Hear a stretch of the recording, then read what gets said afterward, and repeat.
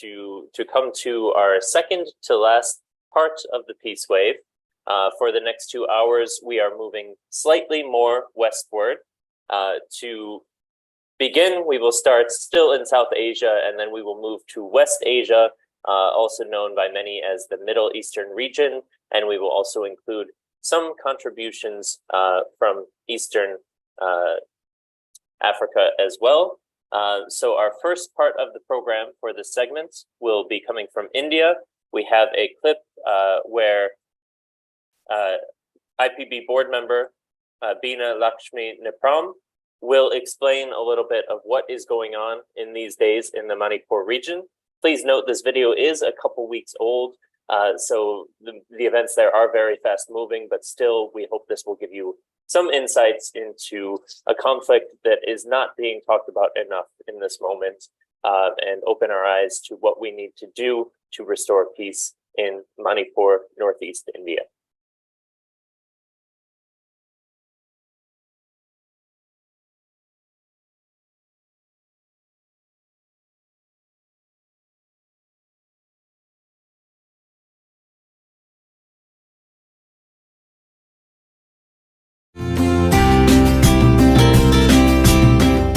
The Global Alliance have been mapping things on the ground on minute by minute, literally minute by minute. So we have some findings and we will just share that in 2 minutes, and then we will give the floor to the speakers from the ground. So allow me to screen share. Yes. So Manipur in flames, what is happening as of what happened till yesterday. The conflict currently, for some of you, of course, let me go through the map. So the region of the world we are talking about is this region called the northeast of India, which is all in colors, but Manipur, the one in blue, is where the epicenter of the violence is. Just for others, there are 45 million people living in this region. Manipur alone, about close to 3 million. Look at this diversity. So what is happening right now is not just between two ethnic communities, but it is the weaponization of our identities. Look at the number of indigenous cultures, people, languages. It should be a national geographer's paradise, but such a diverse, rich part of the world being literally put in flames in this part of the world, which is the world's largest democracy. What is also very critical is that this is a very important geostrategic area. The Northeast shares borders with China, Myanmar, Bhutan, Bangladesh, Nepal. And so this is the geostrategic nature. This is the area where the first oil of India was dug. If you enjoy Assam tea or Earl Grey tea, it comes from this region near in Sikkim, Darjeeling. Assam tea, which is the English breakfast tea, is not even English. It comes from Assam in this part of the world. Just to let you know how this region has much of the forest cover left in India, a region of immense resource, a region rich with people and cultures and religion, multi-ethnic, multi-religious, and right now attempts are made to weaponize the identities of each and every one. This is a problem in Manipur right now, just to give a context. So two ethnic communities are supposed to be fighting, the Kukis and the Meiteis right now. And so everybody says Kukis and Meiteis. Beyond that, they don't see that Manipur is also home to 30 plus other smaller indigenous groups, which are at the forefront of this conflict. So this conflict erupted, has been simmering for a while, but I'll just tell you what happened in the last couple of weeks. Over 150 people have been killed. Now, we can't even document more because many of the bodies have been burned to ashes. You can't even count how many died. Look at the homes. This is a phenomena of burning homes after homes. 7,750 homes burned down. 53,000 displaced. Believe this is all happening in the last 3 to 4 weeks. There are 314 refugee camps set up. This is all happening in Manipur, a tiny state amongst all the colorful states you've seen. Only in that blue state, this is happening. 35,000 troops deployed. More have come in the last 48 hours. 221 churches have been destroyed, 17 temples burned. But what is also critical is for many indigenous people, in that 7,750 homes, every home in an indigenous region has, because many indigenous people don't have churches or temples. For them, their home, their deity is in their home. So when you burn their home, it also burns your spiritual, way. It burns that part of your life, your community, which also, so we can count churches and temples, but there are so many indigenous homes where the spiritual way of life literally has been burned down. Who will count that? Hundreds injured. Many districts remain under curfew. Internet has been banned since 3rd of May. Imagine. So we will never know the true number of deaths, but it is happening right now. Okay. And as I mentioned, the region is very, very critical. This is just to show the different ethnic diversity. So the conflict right now is supposed to be between the Kukis, which is here on the left, and the Meiteis, which is on the right. But then it's much more than what it is projected to be. The roots of the conflict, many will tell, has been the trigger of the Meitei people wanting a scheduled tribe status, because Meiteis are, what is a scheduled tribe status? Again, all of these are what I call, Quijano would call, a Latin American scholar would call the coloniality of power. The British use terms like scheduled caste, scheduled tribe to divide the different, to rule. It's like in the United States, federally recognized tribe and non-federally recognized tribes.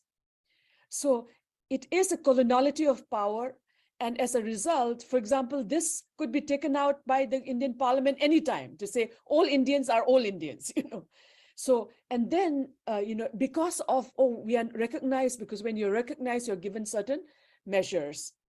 When you're not recognized, you don't get those benefits. So there is a tussle now going on that this may benefit some communities. It is, so all of these triggers, again, our experts are here to explain. The violence also have ramifications of what's happening in Burma. Let us not forget, because from Burma, according to the UN, this is a UN thing, that more than 53,000 refugees have come into Mizoram and Myanmar.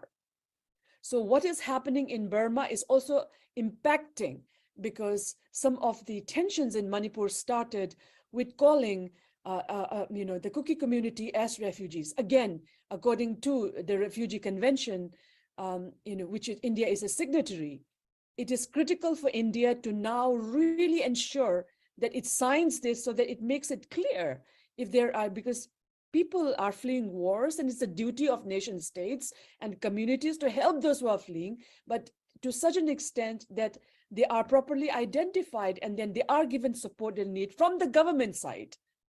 That clarity is not there. As a result, so much of fear in Manipur that they will be inundated. So again, the fear psychosis generated has been one of the triggers of this conflict. What is really painful, and we have been shattered, shocked beyond words to see what has been happening.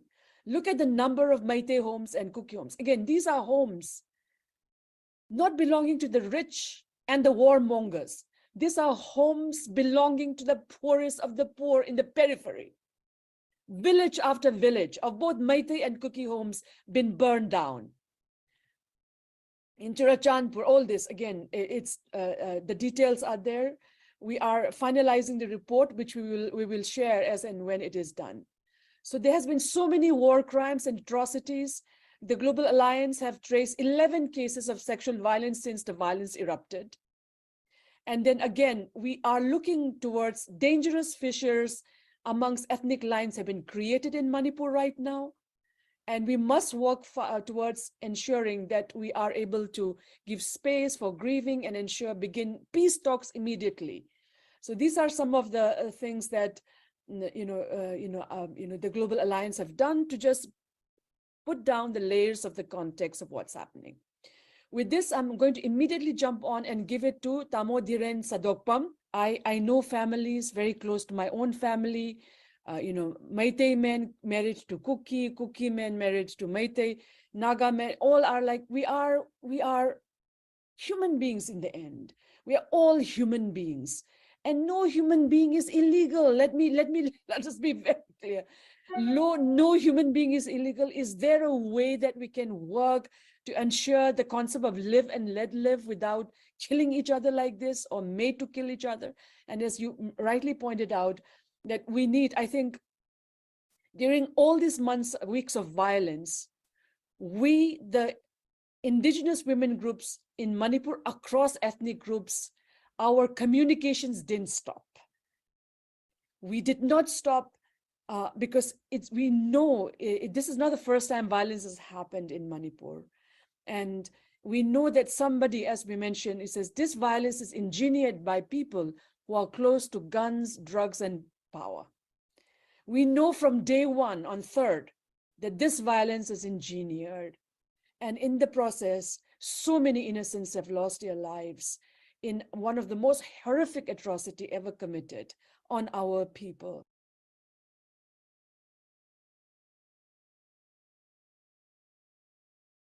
Many thanks to Bina. She could not join us live here. As you can imagine, she is doing a lot to work on the situation in Manipur at the moment.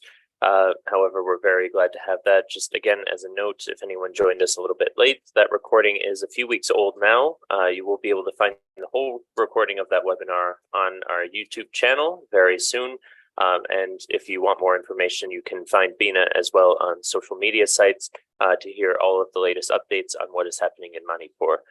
We will now move to another recorded clip that we have explaining immediately after the U.S. withdrawal from Afghanistan and the Taliban re-takeover of the country, some thoughts and ideas from Malalai Joya, who spoke a few years back at our World Peace Congress, the IPB World Peace Congress in Barcelona, and share some of the remarks of the situation in Afghanistan.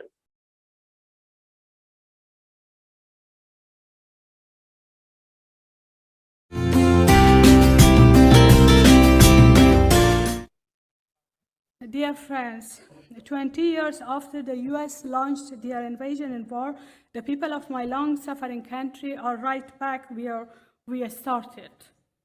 After trillions of dollars spent and hundreds of thousands killed and displaced, the Taliban flag is once again flying over Afghanistan.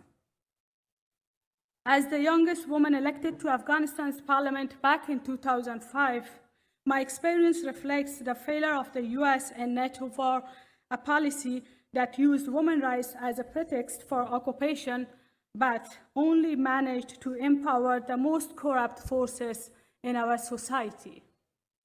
The rise and now the return of the Taliban and the ideological brothers of these extremists, such as ISIS, Al-Qaeda, and dozens of other terrorist organizations in Afghanistan, is the result of a decade of foreign intervention and corruption, which has turned the hope of life and a relatively bright future into a terrible nightmare for our defenseless compatriots.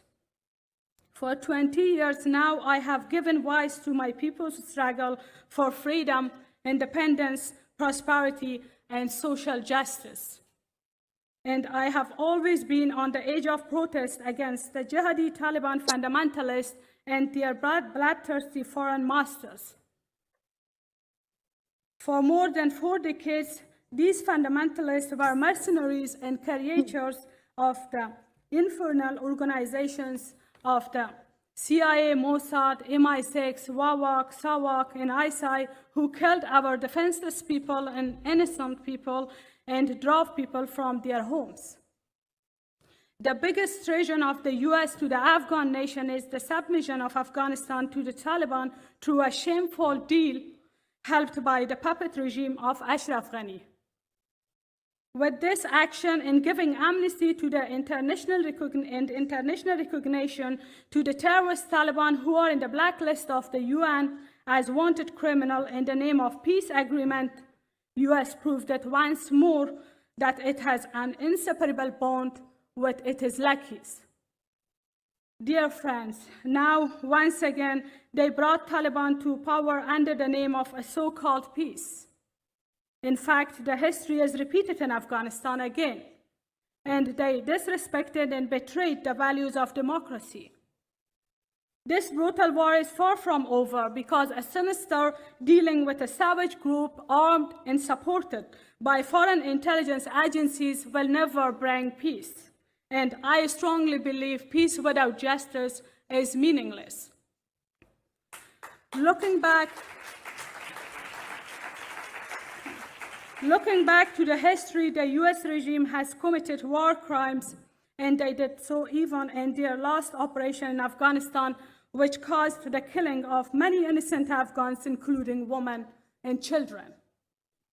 Less than 2 months into this new Taliban regime, we can already see the brutality they will unleash against our people.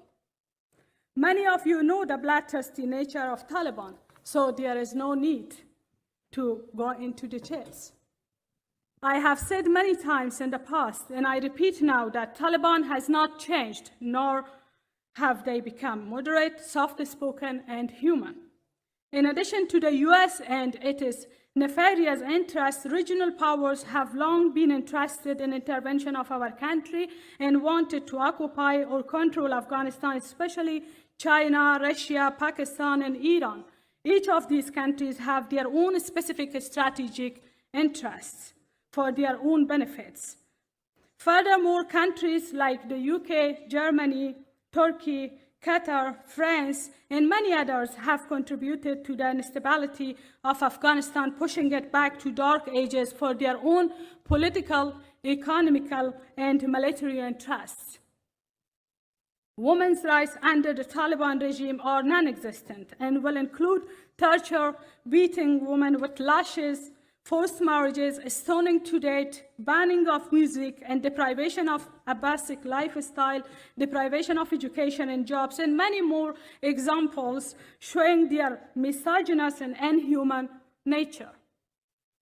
A clear recent example is the woman covered from head to toe in black hijab at the University of Kabul and at the streets in Kunduz, Faryab, and Kabul, who blindly came on stage with the slogan, "Death to democracy and long live Emirat."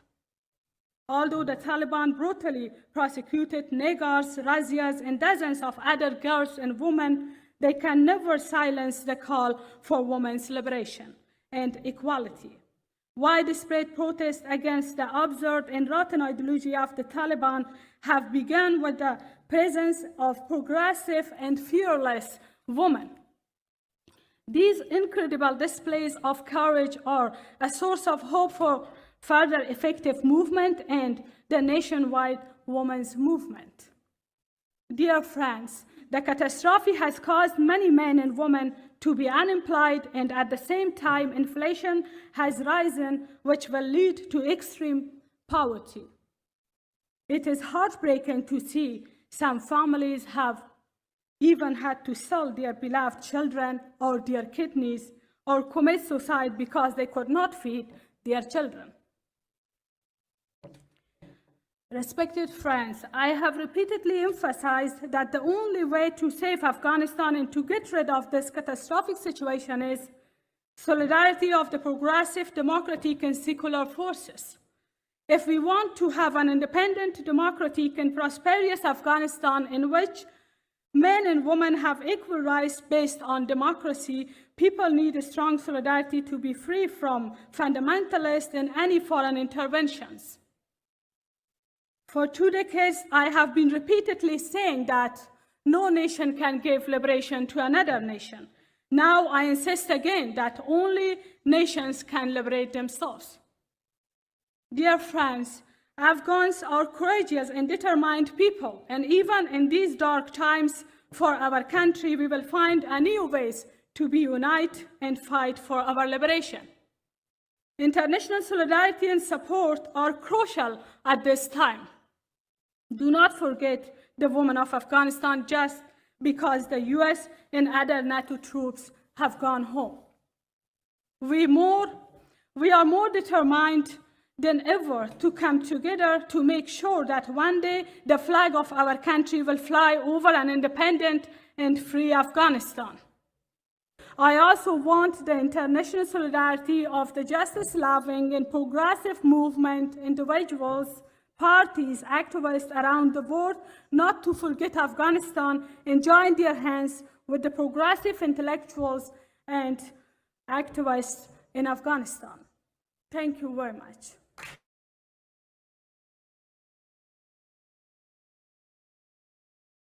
And many thank you again to Malala for reminding us that simply because the US and NATO are out of Afghanistan, we cannot forget the people of Afghanistan and must continue to stand in solidarity with them.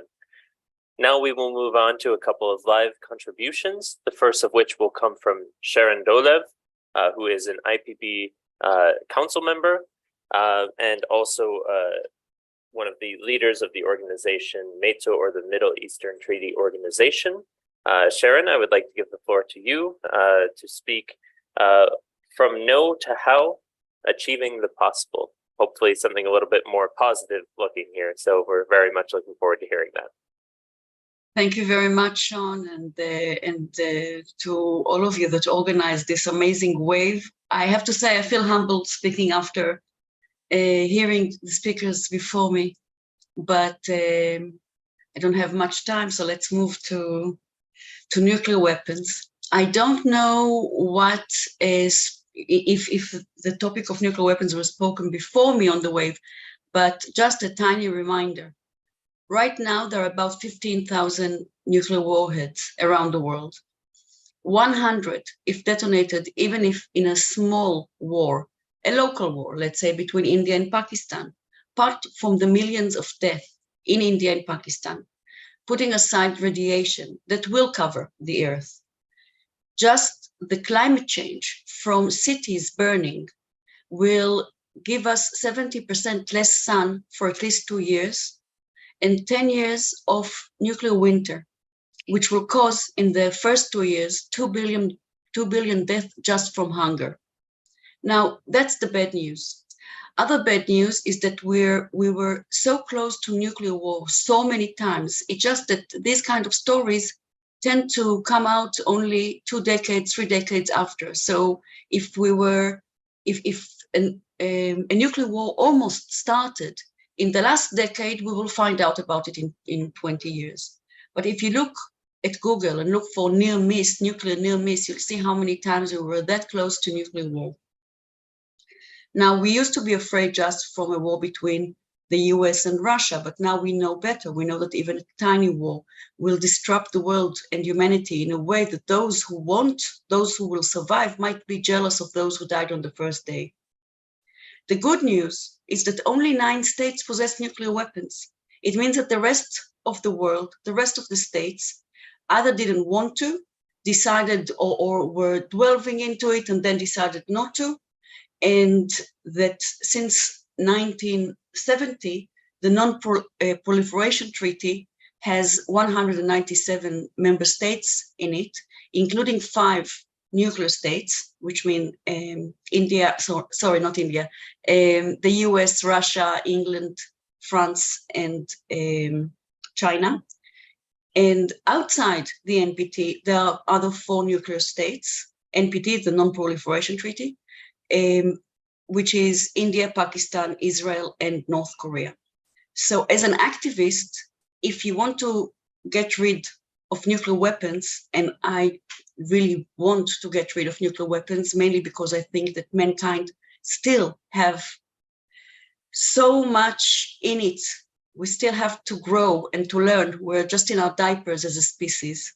And it will be pity that 2 leaders, just 2 leaders, might, finish this thing that's called life on this planet, and they can.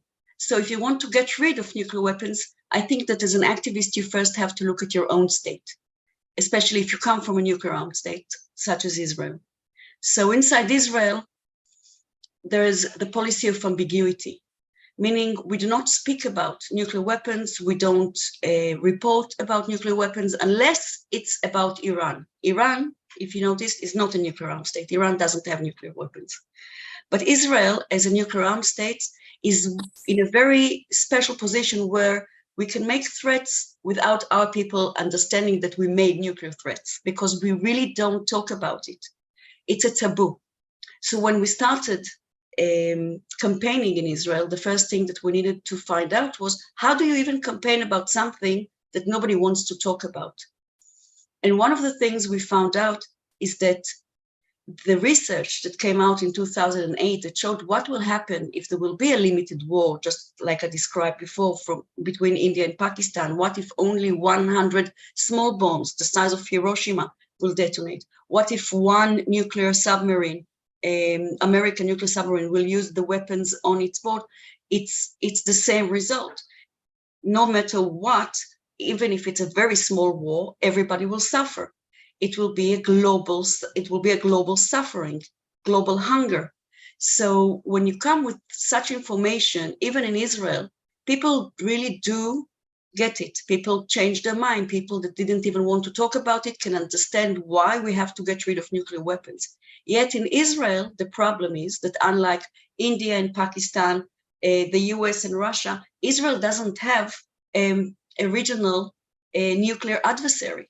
Israel is in a different position. Israel feels very isolated, small, tiny, surrounded by states that some don't even recognize its right to exist. Now, this is not about the occupation. This is just about nuclear weapons. So what I am trying to say here, that this conversation became very unhealthy. So on one hand, there are calls on Israel to get rid of nuclear weapons. On the other hand, Israel feels isolated and that nuclear weapons are its only reason to exist. How do you break this? And what we found out is that one of the best ways to tackle this is, on one hand, educate as many Israelis about the dangers of any nuclear war, about the fact that a nuclear war, even if Israel is using its weapons, I mean, it will be everybody on the planet, including us, that will suffer, and that any kind of nuclear arm race in the Middle East is something that Israel cannot tolerate, because Israel is that small. One bomb, one nuclear bomb, and we're done. So when you take all this and you look regionally, you can see that since 1970s, there have been calls for a weapon of mass destruction free zone in the Middle East. Weapons of mass destruction means nuclear, chemical, and biological. However, this cause didn't involve Israel, the vast majority of it. So there were lots of states calling on Israel to do something when Israel is not even in the room. In 1995, there was even a resolution that called for a weapon of mass destruction free zone in the Middle East. However, it happened at the NPT, at the Non-Proliferation Treaty. A treaty is only as strong as the states in it, like any agreement. So if there's an agreement between parties, and there's a party that is not part of this agreement, this agreement doesn't have any power on the party that is outside. Meaning there were decisions making and there were resolutions that no one could really deliver. That created an atmosphere of impossible. So they will keep calling on Israel to get rid of nuclear weapons, and that didn't happen. They called on the weapon of mass destruction free zone, that didn't happen. But in 2018, there was a new resolution. And this resolution was also part of a very strong civil society push on finding what is possible. And that happened with civil society from several organizations joining together in order to find all the reasons for why people from the Middle East, Arabs, Iranians, and Israelis, even those who say that they support the idea of weapons of mass destruction free zone, on the second sentence will say that it's impossible. So the first thing that we found out in 2014, we started this kind of mapping the obstacles.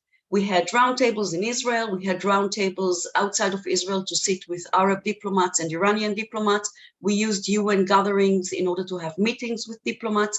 And as civil society, we started mapping the obstacles. When we finished mapping the obstacles, we realized that there are two columns.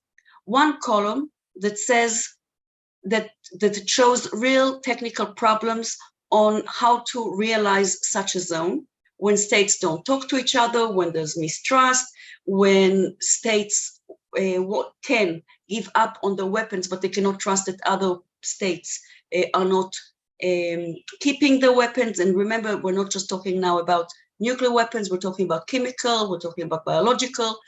And one of the things we kept hearing was that there were academia, members of the Arab League that tried to reach to a model and they couldn't. It's impossible. So when we mapped the obstacles and we saw some technical problems that needed solving, but the vast majority of the obstacles for such a zone came from actually not believing that it's possible. So the discourse created the impossibility in a way. One of the problems was that the discourse was hardly inside the Middle East. So while there were several roundtables and side events at each UN meeting, it was usually Europeans talking at the Middle East or about the Middle East with very little participation from the Middle East, which was one problem. The second problem was that so many states inside the region and outside the region also had something to gain from the impossible. So on one hand, they could call on things that couldn't happen, but had the right statement in their hands. And on the other hand, they didn't have to give up on anything. They could have the situation as is that probably is comfortable for states, but it's not healthy for us humans, keeping nuclear weapons.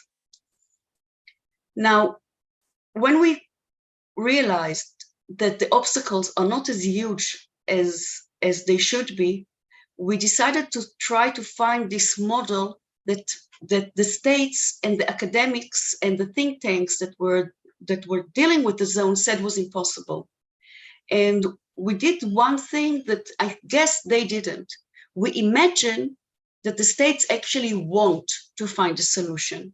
When we just imagine that they want to find a solution, somehow from what was supposed to be kind of a skeleton of possibilities to a model, somehow we finish the first draft and we see that what we have is a model. Because the only thing that was really making it impossible was understanding how much they don't want it. And if they don't want it, no model will work. But if you just imagine that they want to, you have a model. And how do we know, or how did we learn that we actually have a model and we're not fantasizing? We asked one of our colleagues, one of our partner organizations that is based in Britain, to send the model to all the Middle Eastern's Ministry of Foreign Affairs. And when they saw something that they thought that was European made, and when they read the model, they actually liked it. They all sent back emails that actually liked the model. And then it allowed us at another UN gathering to book a room, to sit with our model in front of all those diplomats from these ministries and some European ministries, show them the model that they thought that came from Europe, and tell them, well, actually, this is one possible way that you all said you liked. Now we're working on other models, and we will not put our names on it. This is an open source, but one thing has to change. The one thing that has to change is that you can't say anymore that even a model is impossible, because there's already one possibility and we're producing a second one. Now we're into our fifth model that is very comprehensive. And the nice thing is that we've done it with the diplomats in closed rooms. We asked them to comment. We managed to get some roundtables where the diplomats from the zone actually sat in their own capacity, not representing the states, and making this text better, showing that there are so many possible ways to get to a weapon of mass destruction free zone if they want to. In 2018, Egypt proposed at the UN General Assembly, a resolution calls for a UN meeting, yearly meeting of the states in the zone to reach an agreed upon text, a treaty for the zone.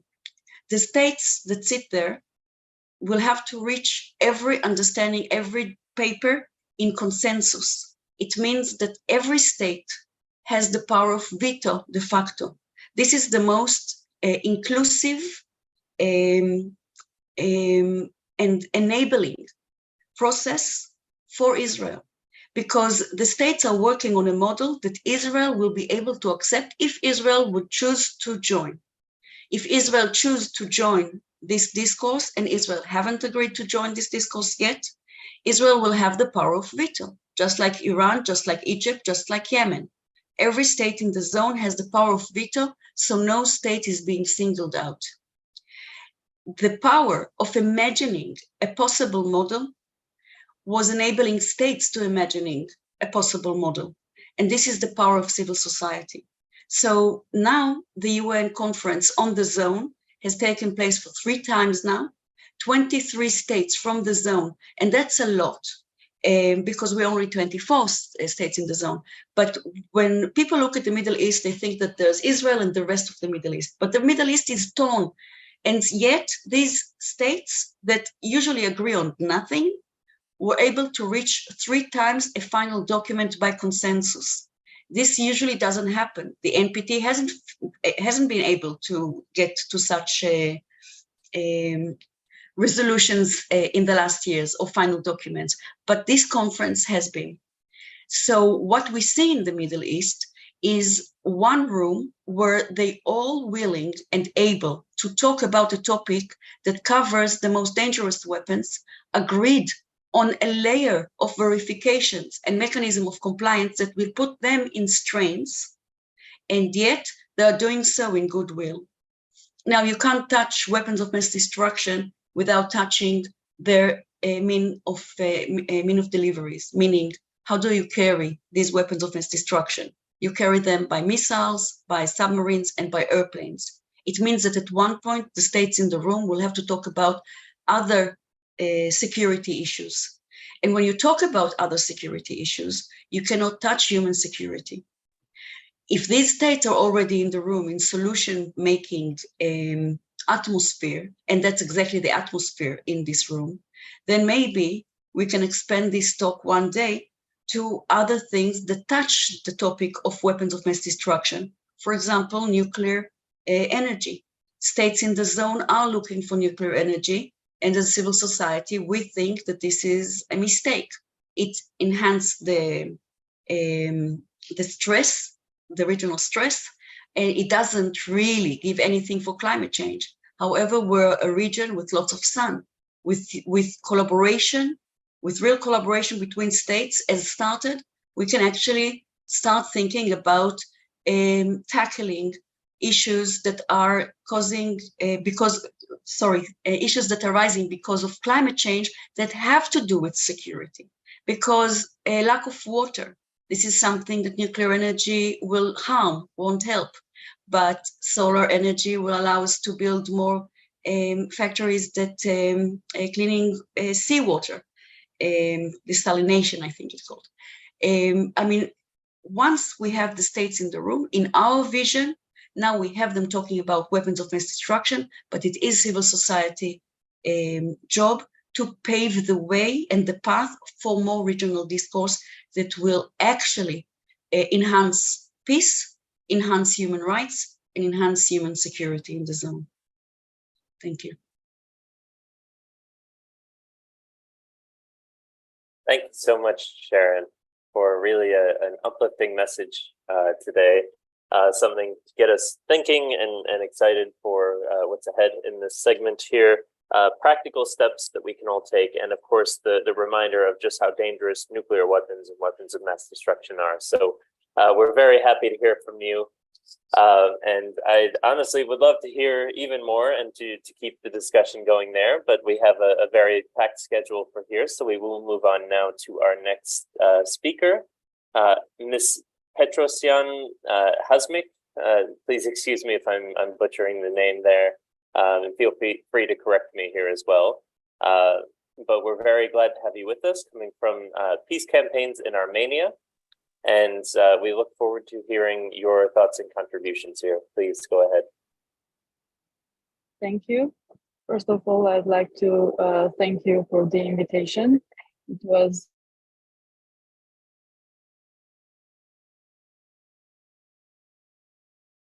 an important point.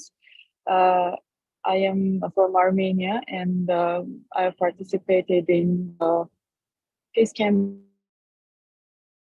The peace was not discussed in the international level, and it was mainly before the war that happened between Armenia and Azerbaijan, Nagorno-Karabakh, between the Armenian forces living in Nagorno-Karabakh and Azerbaijan.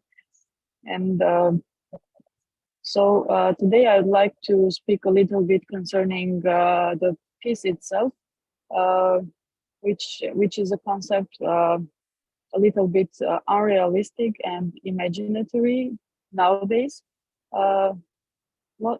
First of all, even if it's being discussed in different platforms of the world, however, it turns out that in some countries may afford them to have peace, in case other countries have no such opportunity, both in international levels and in their region. So the region, the South Caucasus region, where we have witnessed the huge atrocities against Armenians in Nagorno-Karabakh, has been for years one of the main burning points of international conflict, which is one of the parts where the interests of different states meet. So Armenia has always been for peace, and when in 2020 Azerbaijan launched the second large-scale war against Nagorno-Karabakh, we started to Armenia made its best to restart the negotiations with Azerbaijan. However, even the main publicly documented cases showed that there was not only a war, but also the ethnic cleansing against national Armenians living in Nagorno-Karabakh. So when the conflict is turned to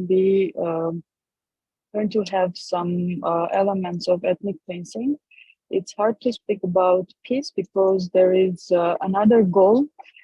We see another goal of one of the conflicting parties, which has for aim not to.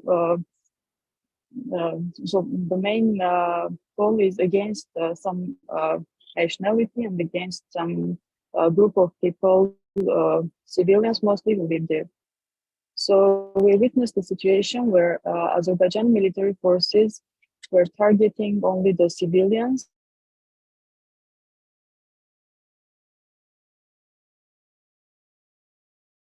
They were targeting which 90% of the population of Karabakh was urged to and move to Armenia.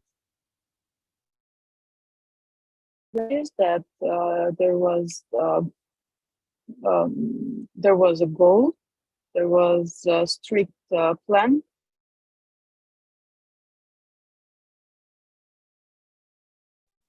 to get the territories free of Armenian free of people of Armenian nationality.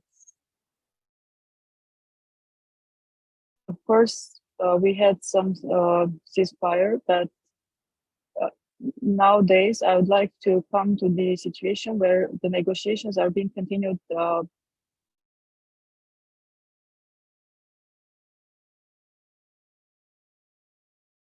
both with different cooperating platforms.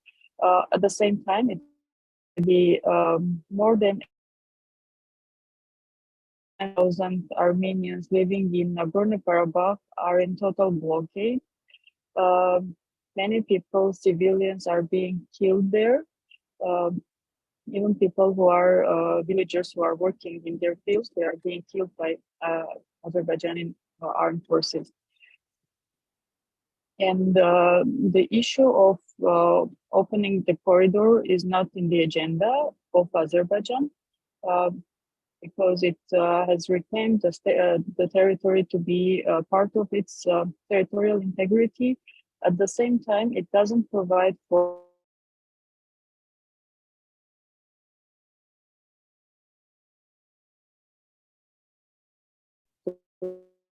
protect, and in a situation where the main conflict between issue that Azerbaijani people, Azerbaijani authorities started to realize their plan to get rid of Armenians living in all the territory of Azerbaijan, as a result of which they showed to all world that they are not able to protect the main human rights, which are such as right to life, right to get free of torture, inhuman and degrading treatment, etc.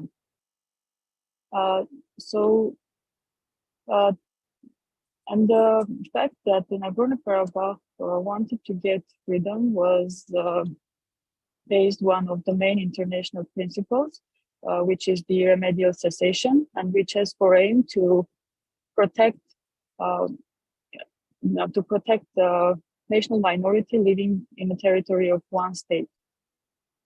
So here we see the consequences of not considering the main ideas and main plans of Azerbaijan, the result of which now people are continuing to be killed. And even if in the international level, the negotiations between Armenia and Azerbaijan continue, civilians are being killed almost every day. So my main message here is that we need to, first of all, have the will of the states to go to peace, and then hope for peace. Because if the state parties have no will to go to peace, it's almost impossible. In some countries, there has been an analysis which shows that there cannot be war between democratic countries. So if we make analysis of different war or conflict situations, it can be visible that if a state passes to democracy, it starts to negotiate for peace. So in 2018, Armenia had its peaceful revolution, after which our authorities started to work towards peace negotiation. Having freedom of speech in the society, we have also witnessed the societal demand to go and bring peace for the country. However, as we see that on the other side, there are other interests. There are also interests meeting from different states, and the population society of Azerbaijan has no voice to express himself, because no one wants war. It's not coming from the interests of general population to have war. So I strongly believe that if in one country there is freedom of speech and there is democracy, that country's main goal must to be developing its society members. So the war cannot be one of the agenda questions. So thank you once more for the invitation, and I hope I gave you my main idea. Thank you so much, Hasmik. I very much appreciate your comments here and the need to have really states acting in good faith to pursue peace. I think this is a really important thing that we have to keep in mind, and the needs for ceasefires for humanitarian purposes, if nothing else. So I think we can take a lot from your message here and work with this throughout the rest of our session for today, and hopefully beyond that as well, to bring peace around the world, but in this case specifically in Armenia, Azerbaijan, and Nagorno-Karabakh. So thank you so much for that. We will now quickly turn to a couple of short videos focusing on the Iraq War 20 years on. We had an event earlier this year with that main focus that wasn't quite 24 hours, but it was a good, I think 6-hour event, if I'm not mistaken. And then afterwards, we will turn to Ismail Dawood, who will speak on the persistent problem of war and aggression from Iraq in 2003 to Ukraine in 2023.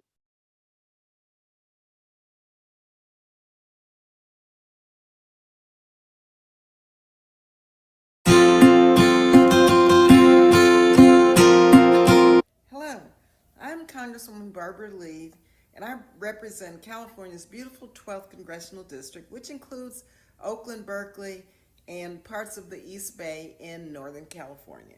I'm so pleased to be with you all today to commemorate your 2 decades of anti-war activism. 20 years ago, I opposed the Iraq War because I felt, and I knew then, it was built on a lie of weapons of mass destruction. You all share that understanding with me, and I'm grateful for our partnership to oppose militarism and war in the years since. 3 presidents have come and gone since Congress last voted to authorize the United States invasion of Iraq over 20 years ago, with the 4th now in office. Yet the legacy of these horrific forever wars live on in the form of the now obsolete authorization for use of military force resolutions. Just last week, I reintroduced once again legislation to repeal the 2002 AUMF alongside Representative Chip Roy, Abigail Spanberger, and Tom Cole, with Senators Tim Kaine and Todd Young leading the effort in the Senate. It's far past time we restore our constitutionally protected congressional war powers in a bipartisan fashion.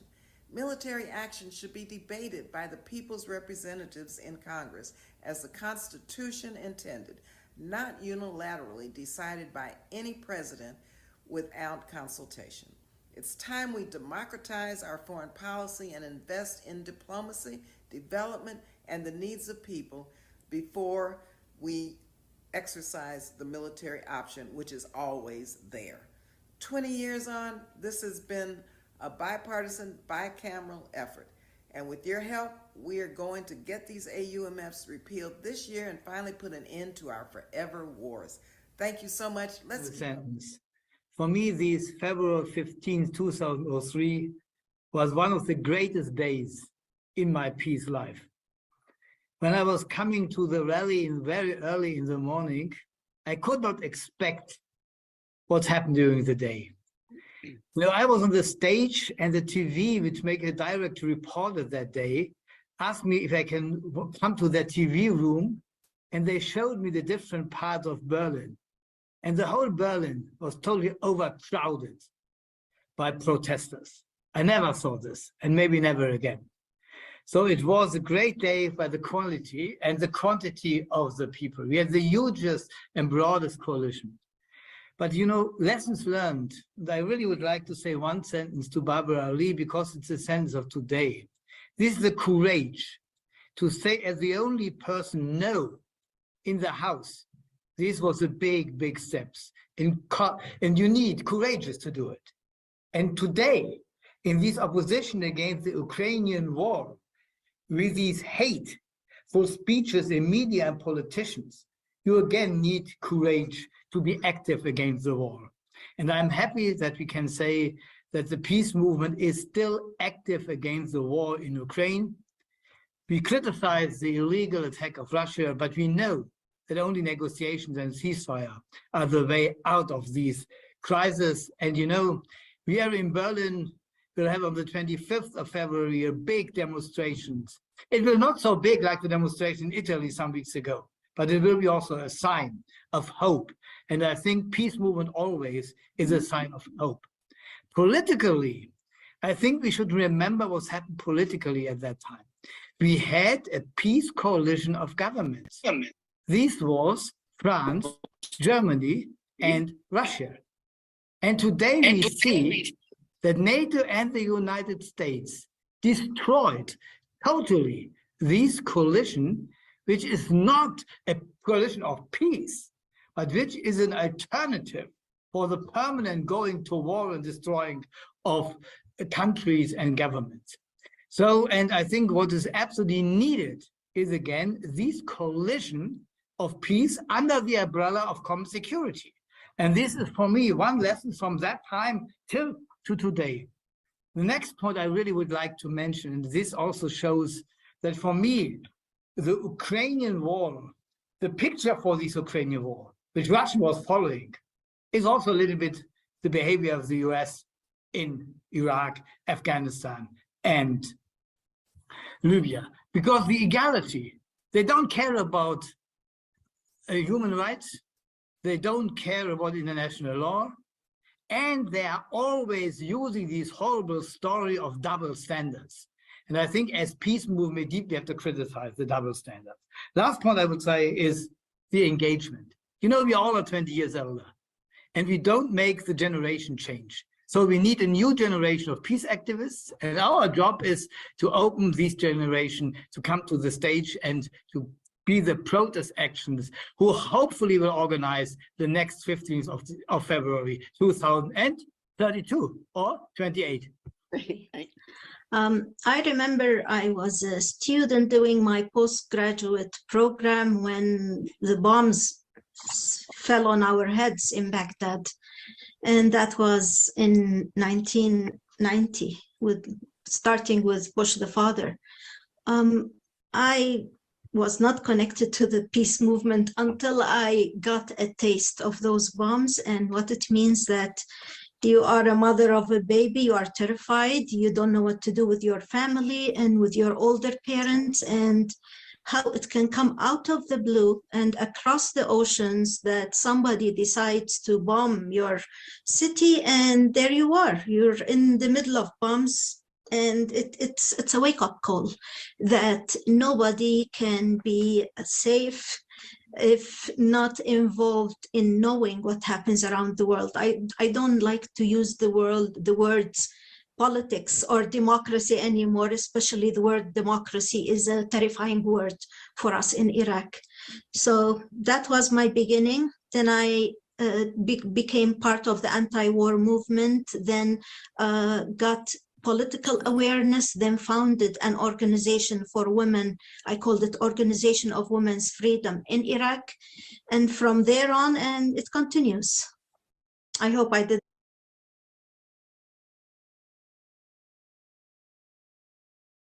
Thank you. I'll immediately then turn the floor over to Ismail to follow up on that. Ismail, please go ahead. Thanks a lot. So good morning, good afternoon, good evening, depending when you are, where you are.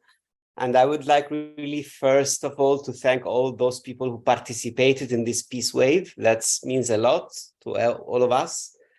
And a lot of thanks also to those who organized, first of all, this peace wave, and that for all the work that they did and they're gonna do also to make this reach as many as people as possible around the globe. So I was invited to share with you some thoughts, and actually I was thinking of the title, the persistent problem of war and aggression from Iraq 2003 to Ukraine 2023, because I personally come from Iraq, and I started my experience 20 years ago working with other peace activists to what we call building bridges of peace with people around the world. My experience started right after the war, and as a consequence of this brutal war on Iraq that have been cited also in the videos that we have seen before. At that time, the war in Iraq seems to be the war of the century. Today, after 20 years, I'm not even able to count all the wars that happened or took place after. I don't know. Sometimes I think about the war in Syria, Libya, Yemen, Sudan, Ukraine, and many other wars that it's even difficult to count all of them. So in daily work for peace and to prevent wars, many shocking facts and realities caused by war we've seen every day, every moment. But for a long time, the question that what would be the most shocking fact about these wars?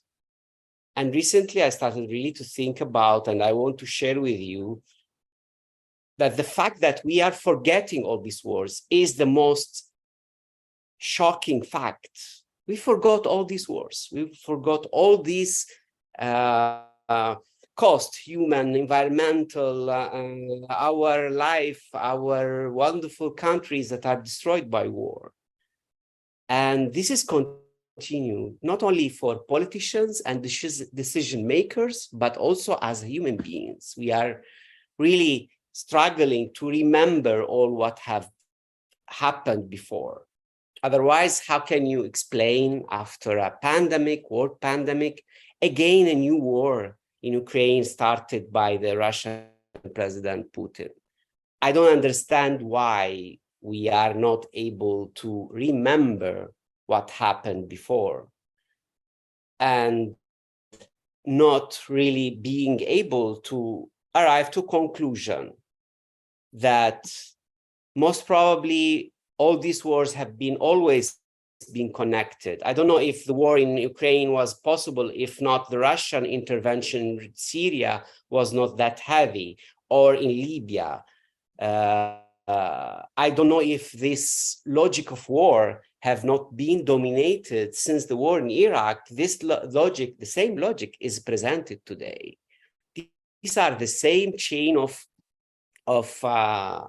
war and aggression presented as a last choice to a geopolitical or internal conflict.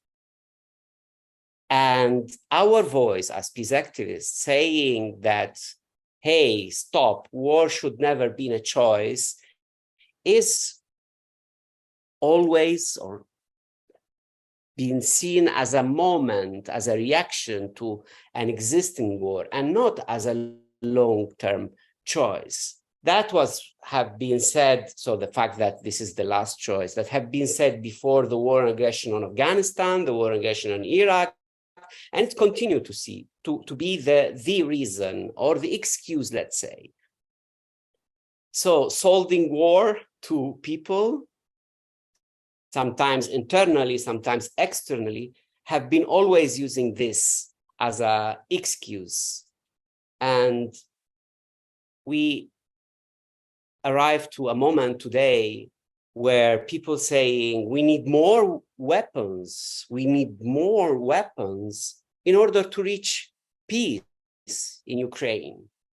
And in our experience in Iraq for 20 years of weapons, of war, now I cannot even count how many militias that have the effective control in Iraq.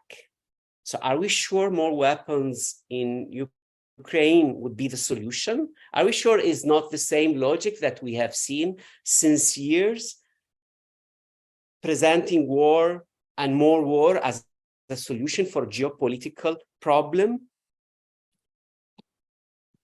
War is nothing but a failure, our own failure, human society failure, to stop logic of aggression and war as a solution.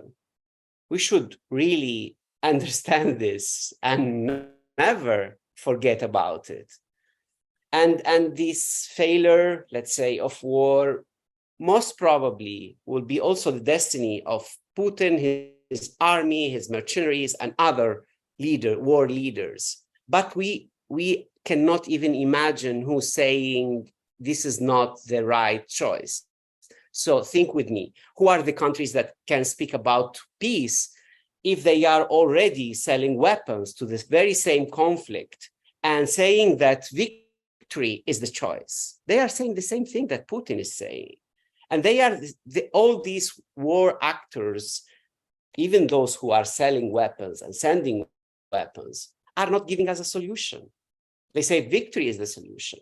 And everyone around a war and a conflict is thinking the very same logic of having a victory, so a war, waging a war, reaching his own geopolitical target, goal, and call it as the peace, because he wants to start talk about peace from that moment. And that's a big mistake. I know and I understand that there are some people people who think that what would be the solution, in my opinion, we should think about this solution, not only for this war, always have in mind what would be the alternative.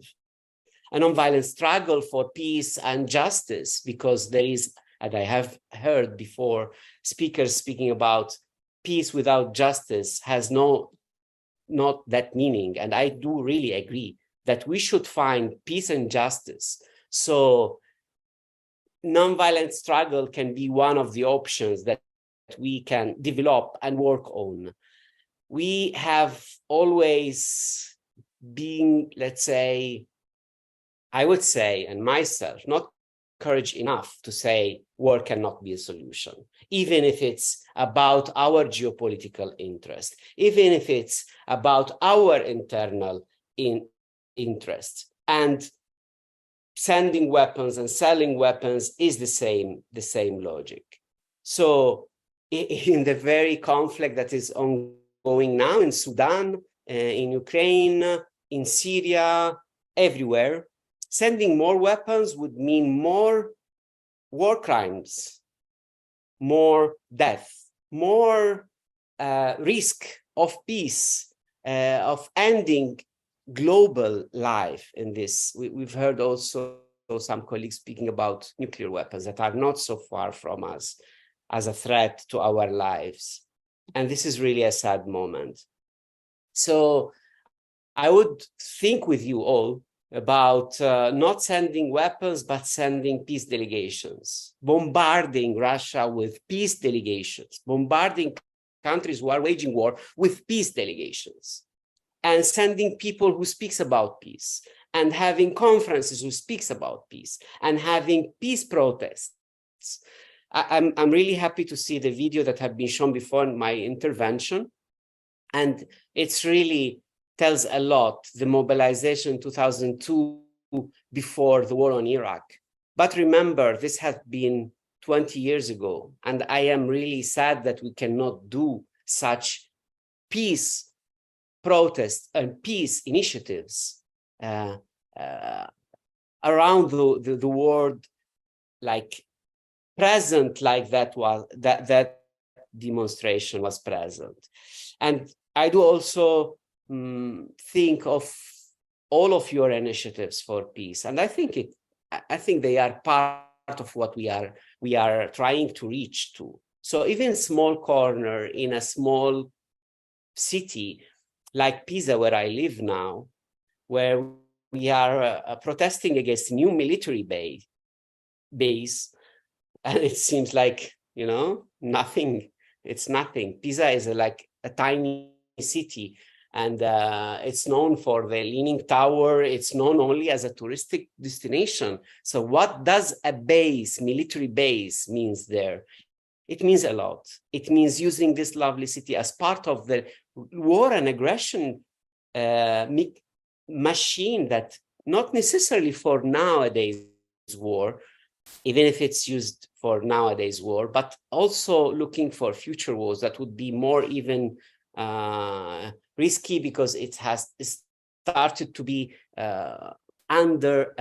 above each and every control, legal control or our human, let's say, observation control. So I find ourselves, all of us as activists and as society, is called to be against war whenever this war and wherever this war will take place, and never justify a war, never being part of justifying a war. And if a peace is not yet seen and recognized as a possible choice, it's only because we didn't invest enough in peace and nonviolence as tools for social and political change. And this is really not about what we are seeing now as a war. It's about the path for our future generations. So that's all the thoughts that I wanted to share with you, and I'm really happy to be able to do so. Thanks a lot. Thank you so much, Ismail, for those great contributions. I think it's very important, as you said, that we remember history of these past 20 years and what has led us into this moment that we're here, and that weapons and wars cannot solve the world's problems, and indeed, in most cases, make them worse. So I very much appreciate all of your comments and encouraging words for the peace movements of these moments and how we can move forward from here. I would now then turn the floor to our next speaker. Again, forgive me if I don't say these names right. We are quite excited that we have a lot of new contacts who are joining us for this segment of the Peace Wave, but as a result, I'm not as familiar with the names, so if I get them wrong, correct me, please. But we have Laura Nader next, who is coming from Syria to speak a little bit of gender equality advocacy. And Laura is a highly dedicated gender equality activist from Syria who possesses extensive experience in training individuals on speaking skills. With a strong background in the educational sector as a lecturer, Laura actively addresses issues of equity, diversity, and inclusion, or EDI, within the workplace. Recognizing the need for a more proactive approach, she recently founded her own initiative with the goal of empowering professionals and providing them with the necessary tools to confront and combat inequalities within their circles. So Laura, I will give you the word now, please. Hello, thank you so much for having me today, and thanks to my friend Imani. I'm so happy to be with you today. As you already know, peace isn't the opposite of war. Peace could be defined differently according to people's views on life. For me, peace is about the quality of life that people have. Peace is about equal rights and responsibilities for everyone. It's about people living a proper life, regardless of their gender, sexual orientation, disability, ethnic background. And that's my view on peace. As I view this topic as very important, I try to embed it in every speech I do, in my workplace, in my classrooms, everywhere. But I came to realize an issue, and I've heard about that from the young people especially. It is the fact that young people feel excluded. Young people have a lot to talk about. They have a lot of energy. They have causes that they deeply believe in. Some young people talk about the climate change. Some young people talk about sustainability. Some young people talk about eradicating hunger. And they all share, let's say most of them share one issue. It's the fact that they don't have the proper tools to get their voices heard. They know a lot about the topic, but they don't know how to get their ideas across. So this inspired me to start my own initiative to help stop that. Another reason for why I started my own initiative, which could be seen as a peace-making initiative, is the fact that now the life of young people is all about social media. Bullying for a trend, hate speech for a trend are now very common. And that's also the issue that young people face, the fact that they can't stand up for themselves using proper words and tools as they don't have that knowledge. So for me, empowering youth to lead peaceful, equitable lives is about giving them those speaking skills. For me, the initiative would allow people to stand up for themselves, to advocate for greater causes through being able to speak in TED Talks or even behind their cameras. So I will be offering public speaking and debate skills, presentation skills training to young people, offering them all the tools that would empower them, give them the confidence they need to be able to speak up. They would know which type of voice tone to use when speaking about a certain topic. They would know how to attract their audience, how to pace their speeches, how if they are in a situation in which they are having a debate about those causes, and the Sustainable Development Goals have all of those complicated topics that could be greatly debated. So for young people, when having those debates, they would have all the techniques they need to use to deliver proper debates and advocate and get their ideas across and get heard and maybe hopefully gain a seat at the table of the decision-making process. So I would like to share with you, if possible, I will show you my website. Share screen. Yeah, so here is my website, and it's still, I can call it now my baby because it has only been launched a couple of weeks back.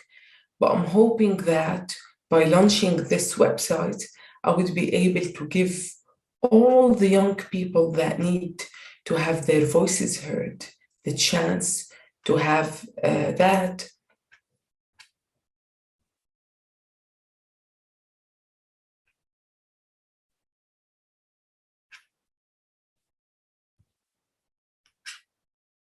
I would really appreciate if you can follow me on all of the social media platforms. If you are a young person, I encourage you highly to start your own initiative, just like I did, to use all the tools that you have, all the skills that you have, to share them with other young people, to empower them, to help them reach their own idea of the word peace. So please connect with me if you have any concerns, if you want to know more about my initiative, if I can help you with anything so that you can reach your own peace. Thank you so much. Thank you so very much, Laura, for showing us first off that everyone can have an initiative that is working for really a just peace. And of course, as you started with, peace is not just the absence of war, but really a presence of justice and something that we have to work towards in our daily lives, whether or not we are directly in war or conflict of sort, or whether it be other issues against peace on a variety of levels. So thank you very much for that. And I hope many of our listeners in both live and those who will watch the video in the coming days will check out your website and also be inspired by it to make their own positive changes. So with that being said, we will move to our next speaker. And I'm going to repeat again, just if I say the name wrong, correct me, please, so we can all learn from that. But we have a Mr. Akalaya Ratti from Georgia, who is a PhD candidate and lecturer at the University of Georgia. Akalaya, are you with us? Ratti, excuse me, Ratti, are you with us?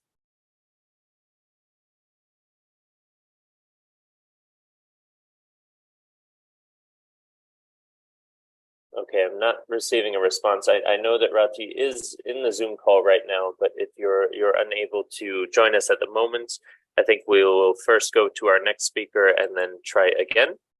So next on the list here is another IPB council member we're very happy to have with us in this call, and whom we also must thank for, as some of the speakers have mentioned, helping us out to identify a lot of quite interesting and exciting peace activists from around the West Asia or Middle Eastern region.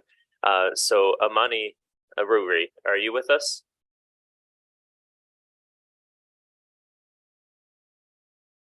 I know she is also traveling today, so it might be that Oh, okay. Amani, are you here?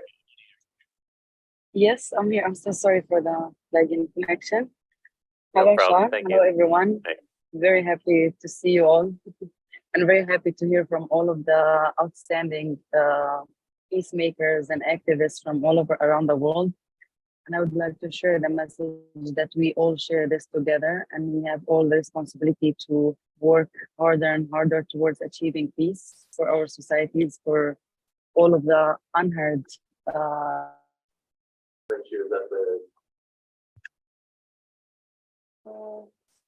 people, women, girls from all over the world. Okay, I can step back to give the floor, but sorry, I just on my way, so it's calling. it was quite difficult to find a proper place for a video call, to make video call, so please forgive me. Okay, could I start? Sorry, maybe just because of our order, Amani, would you like to continue, and then Rati, you will go right afterwards? Is that okay, or do you have limited time for us, Rati? No matter, so it doesn't matter. Amani, are you still with us? I think your video might be frozen. Okay, it seems she's dropped off for now. I know she's traveling, so the internet might not be good. So Rati, perfect timing, actually. We'll let you go ahead then, please. Okay. So, dear colleagues, I am Rati Khalaya from Georgia, currently PhD researcher in European criminal law at the University of Georgia. It was a great honor and pleasure to have this opportunity to discuss the main challenges of my country nowadays. I mean, perhaps many of you are already informed about the Russian-Georgian conflict or the regions of Abkhazia and South Ossetia, which goes back like 90s, from the 90s, the period of the dissolution or collapsing USSR.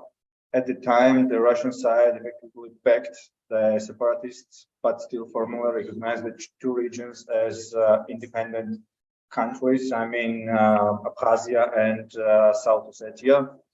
The second time when the red line was crossed by the Russian government and by the Russia, it was like in summer 2008. Shortly after the Bucharest summit, where Georgia was promised to be such kind of NATO member and get a map for future being candidate of NATO. And after that, the relationships between Georgia and Russia became especially tense and resulted in the 5-day war known as the August War. The military operations were terminated following the ceasefire agreement initiated by the French president. For the time, the president of France was Nicolas Sarkozy, who has arrived in Russia, I mean in the Moscow, and after that in Georgia, Tbilisi, and he was like such kind of mediator between Mikhail Saakashvili, for the time president of Georgia, and President Russia Vladimir Putin. And we have signed agreements,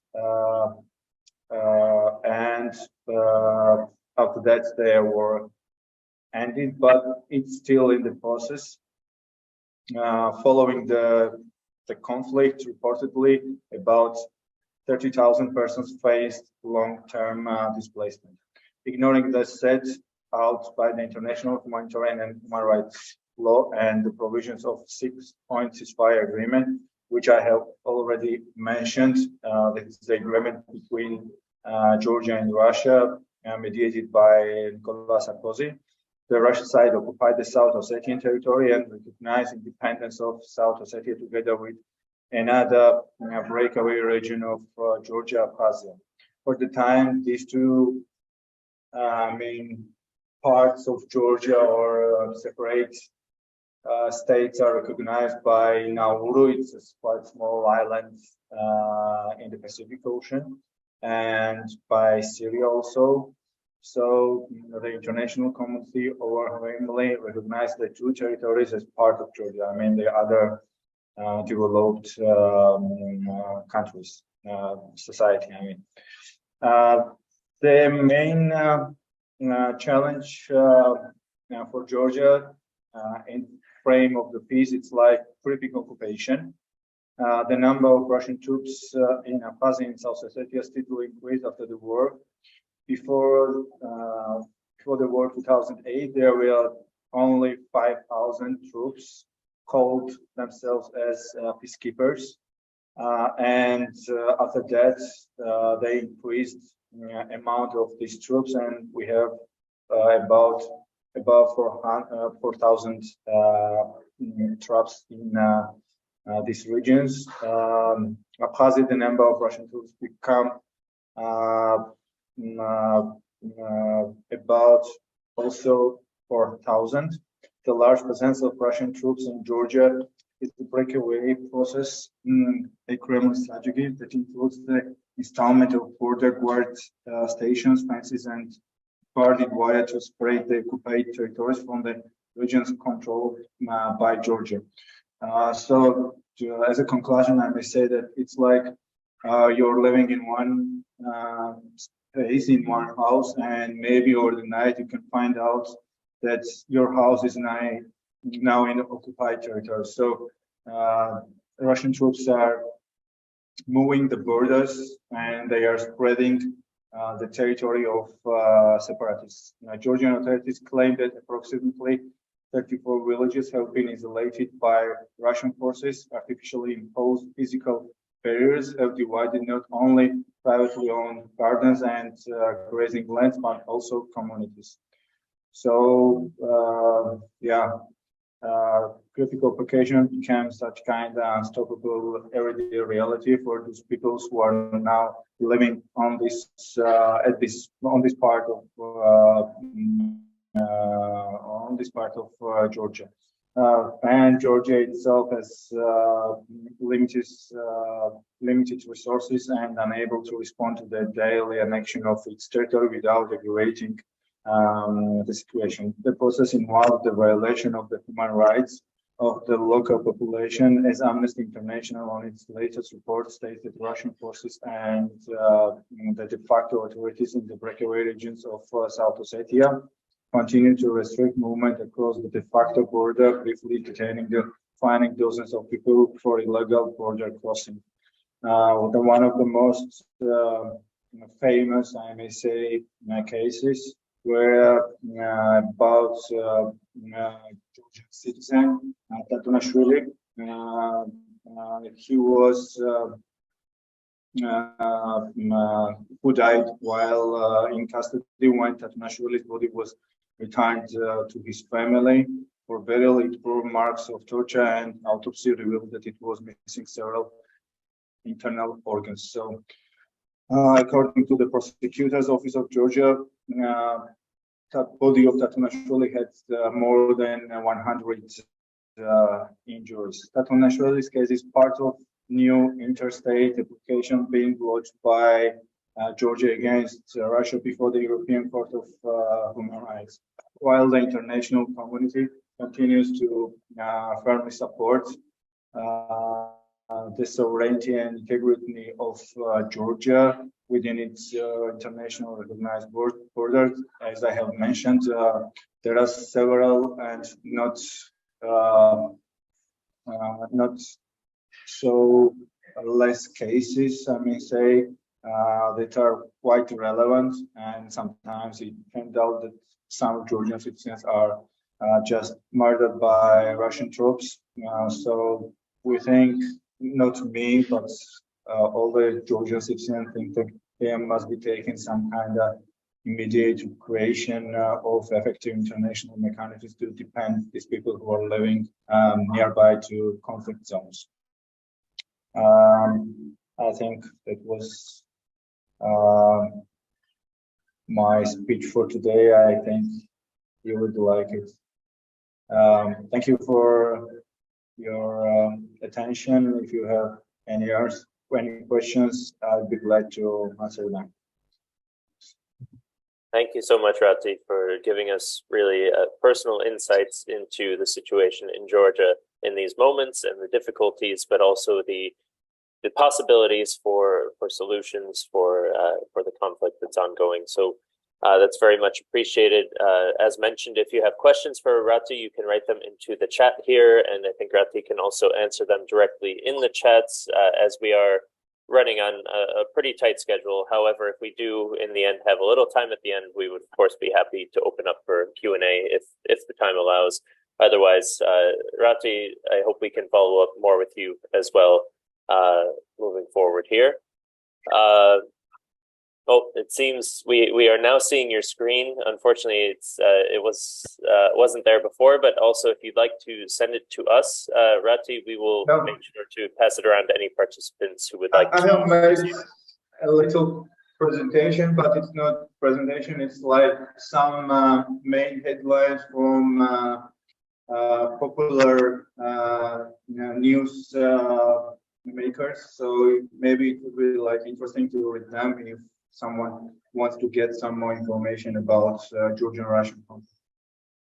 So. Excellent, thank you so much. Yeah, and please feel free to post that into the chat as well, so people can download it directly there. Or if it's easier, you can send it to us by email, and we will make sure anyone who's interested can email us at info@ipb-office.berlin, and I'll also post that in the chat, and then we can share that presentation with those who are interested.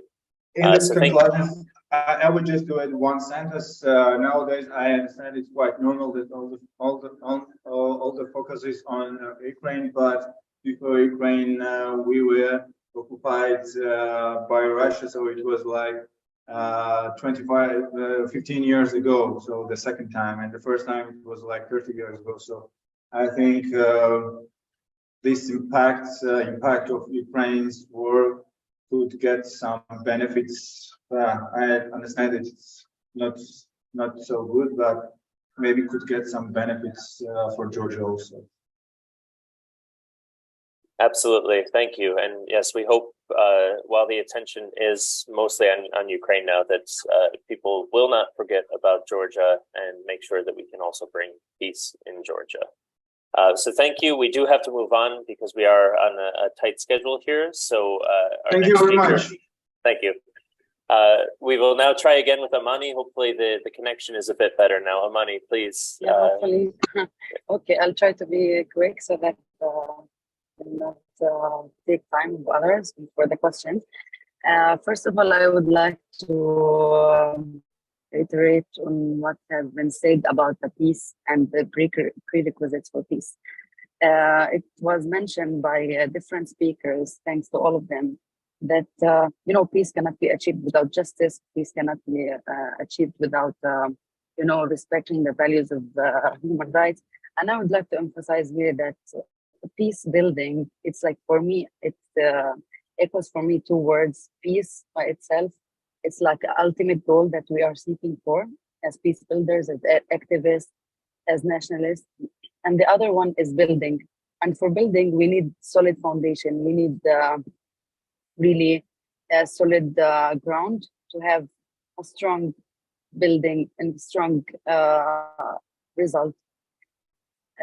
Unfortunately, from what we are witnessing all over the world, from what we are seeing, the building is not yet ready to be built because we don't have solid foundation. We tend to talk about peace without referring to human rights. We tend to separate peace agenda from the human rights agenda, which is something really catastrophic, because we live, sometimes I feel like, we live in a very ambitious, with very ambitious goals and dreams that could not be achieved. Because for me, for example, let me focus my presentation or my intervention on the implications on women, as I'm a gender equality activist as well, and I'm focusing on the intersectionalities between conflict, gender, and other also identities that interplays with each other to create more and more vulnerabilities and to create more complications for a specific group of people in specific contexts. So for me, when I think about peace as a woman, as a peace builder, as an activist, I would like to be part, and my goal is to be part of peace building efforts at the official level, being part of negotiation, being part of dialogue, talks, and being part of democratic process. But this is almost like impossible in a context in the context where I come from. I come from Palestine, and in Palestine, as many of you know, we are living really a reality of lack of peace and existence of peace, lack of respect or almost no respect of fundamental freedoms and basic human rights. When we talk about human rights, we are talking first of all at the right to life. Only yesterday, my friend and I, as we came to Strasbourg to study about human rights in a very well-known institute, and we were going for a trip because herself and we feel so tired, we feel so exhausted from the efforts that we are making as activists, the pressure we are living, the intimidations even, and the threats even that we receive as peace activists, as women, as non-protected civilians, also not by a government, not by other organizations. We were staying in the Eiffel Tower, and it was a dream for myself to be in Eiffel Tower. But I found myself crying while being there, and I didn't feel like, it is something fun anymore, because I received the news of the killing of my brother's best friend, who spent most of his childhood with my brother. So this is our life.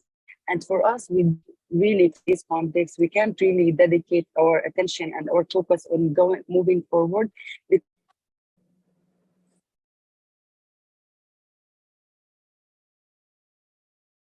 To keep doing these efforts to achieve our ultimate goals. Currently, the situation in Palestine is getting worse and worse, especially with what was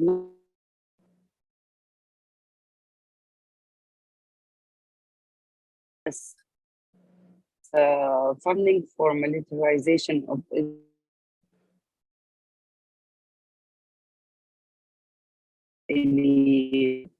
agenda also that can be only described by double standard,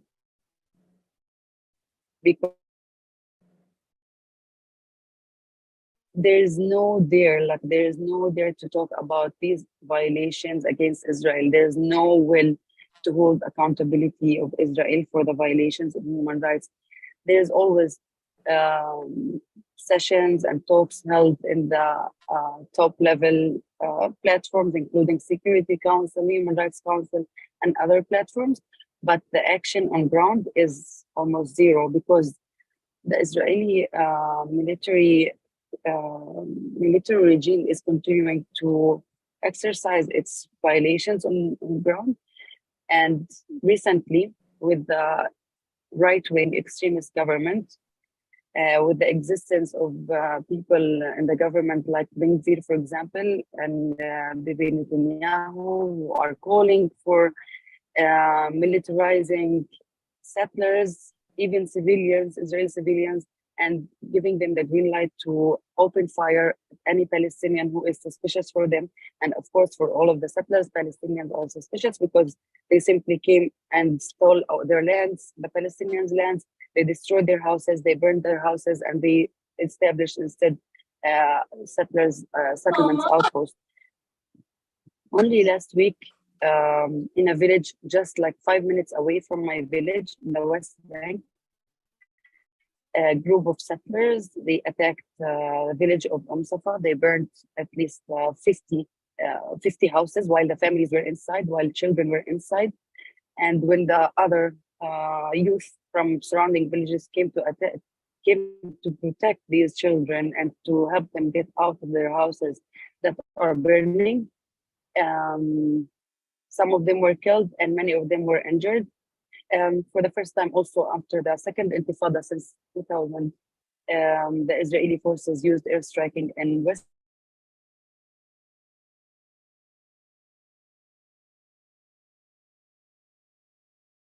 military operation, more than 12 persons were killed in one day. And this is all is happening alongside also the resistance from the Israeli civil society working on human rights and working like against occupation. For the 20th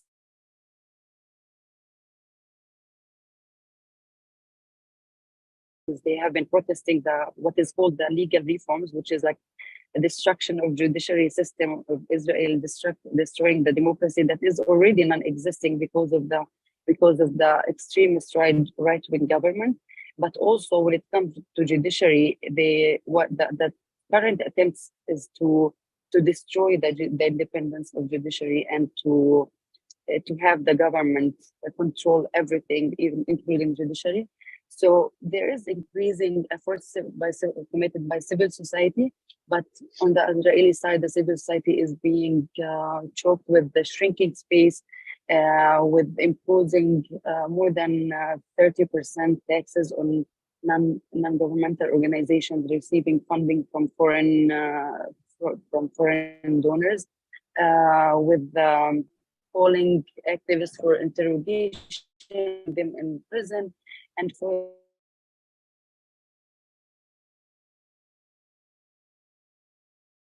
organizations were designated as terrorist organizations, and they were forced to close their activities.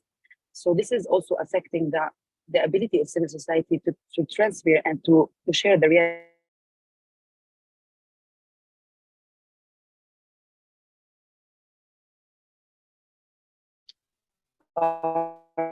Civil society and to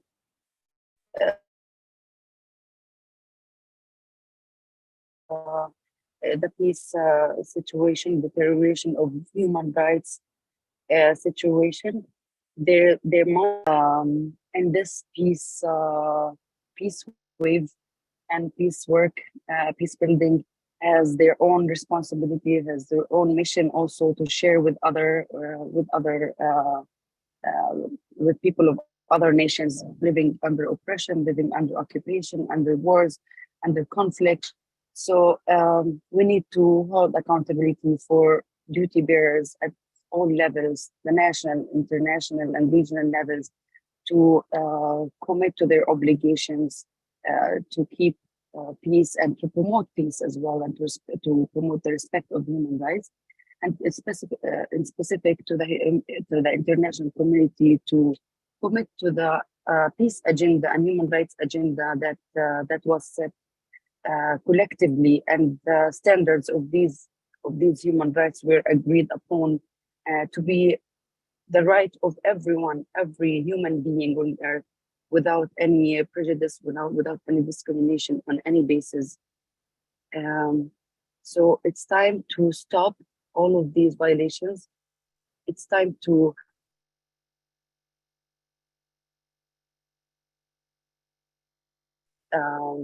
human rights respect, and to achieve self-determination for all nations, because this is a right of all nations, and there should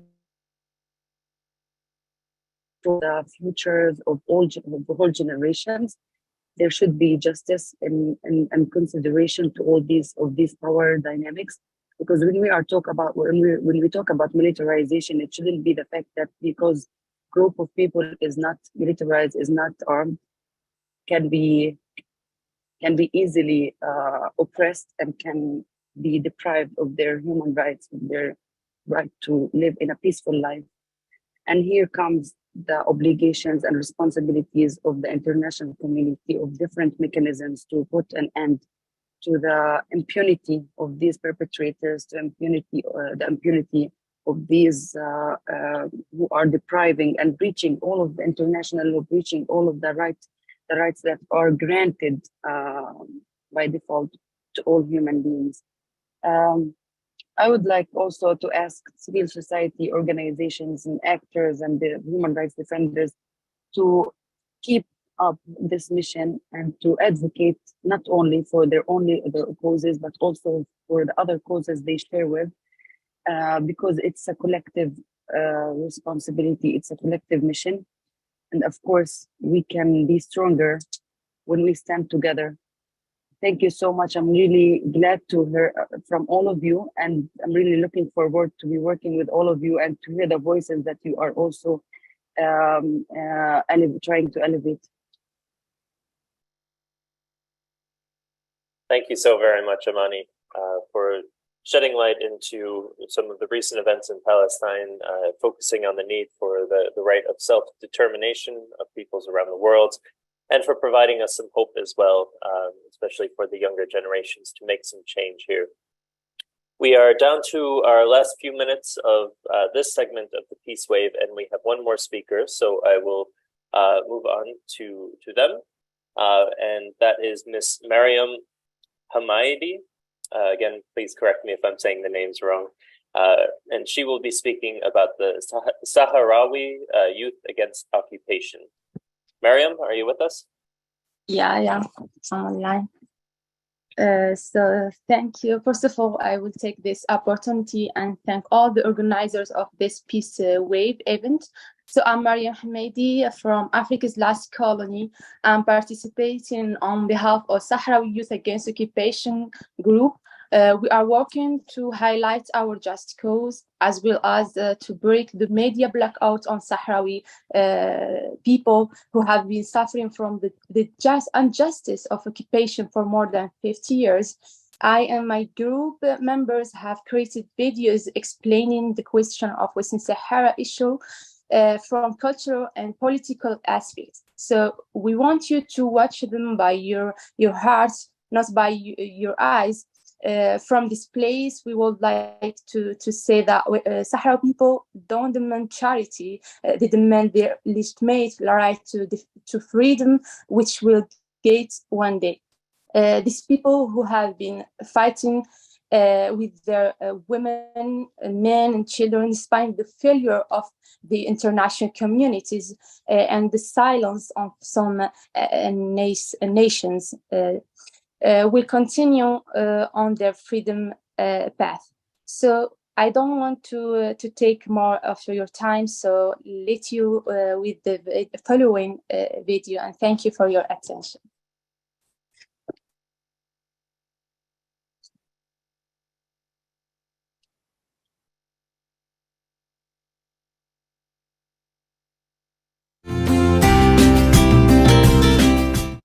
Western Sahara, known as Africa's last colony in the modern era.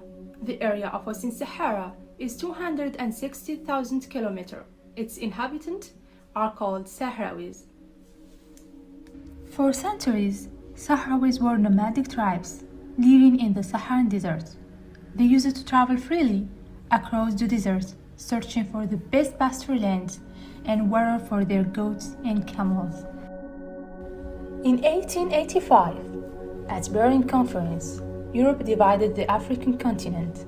Each European country received its parts, and Spain took the area known today as Western Sahara. Africa was divided by improvised borders. Those who once were free nomadic tribal families became prisoners of artificial boundaries and suppressed by a colonial power. Spain, likewise the other colonial rules, began to exploit the local natural resources. In 1963, Spain discovered the largest phosphate reserve in the world. For decades, Sahrawis peacefully coexisted with the Spanish rulers, but in 17th, nationalist movement arose across Africa. Sahrawis began to feel that Western Sahara was their land and their nation. In 1973, a group of Sahrawi youth commissioned by Sahrawi people established the Popular Front for the Liberation of Sagi al-Hamra and Wadi al-Dhahab, called the Polisario Front. They adopted the armed struggle for Spanish colonialism. Back then, the United Nations was involved in the decolonization process of all African countries.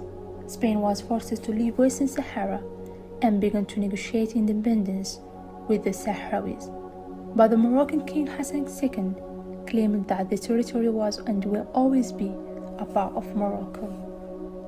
In 1975, as a Spanish dictatorship Franco was dying, while Hassan II organized the Green March, invading the Sahrawi territory with 350,000 civilians and 25,000 soldiers.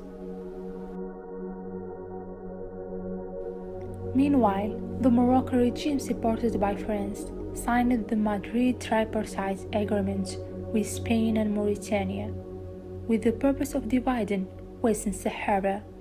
Spain handed over the administration of Western Sahara, but never relinquished its sovereignty. The Polisario Front continued its war against the Moroccan occupation. During this war, the Moroccan occupation used many internationally prohibited weapons supported by France and Israel, such as phosphorus and napalm bombs, to kill and exterminate the Sahrawis in many massacres. In 1981, supported by US, France, and Israeli occupation, Morocco began to build a 2,700-kilometer continuous wall of shame, which includes more than 8 million of bombs, and divided Western Sahara and Sahara people into two separated parts. As soon as the Cold War was over, the US decided to end this war. In 1991, both parties approved a peace plan organized by the UN with only one condition: that a referendum will take place in which of the Sahrawis should decide the future of Western Sahara.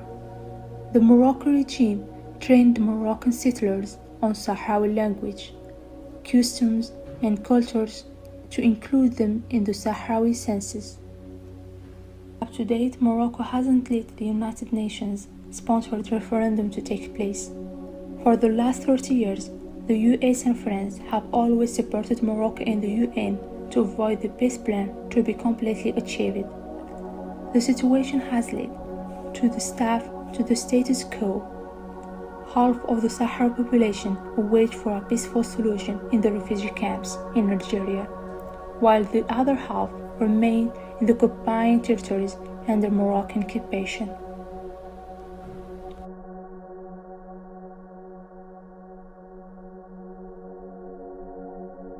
Almost 2 years ago, Morocco violated the ceasefire agreement signed in 1991.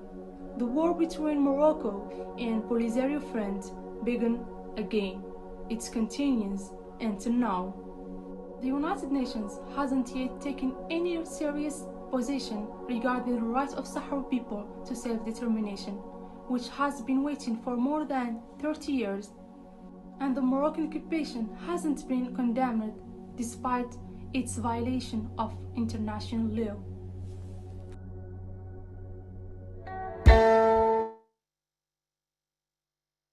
So we have to apologize.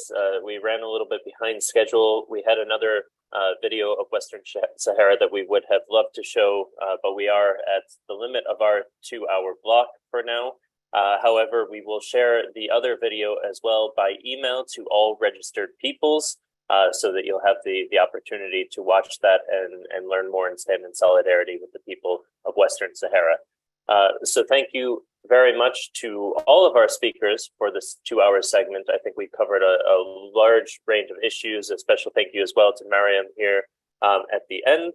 And now we have 2 hours left of the Peace Wave, one final segment in which we are again moving westward to cover Central and Eastern Europe, as well as parts of Central and Eastern Africa.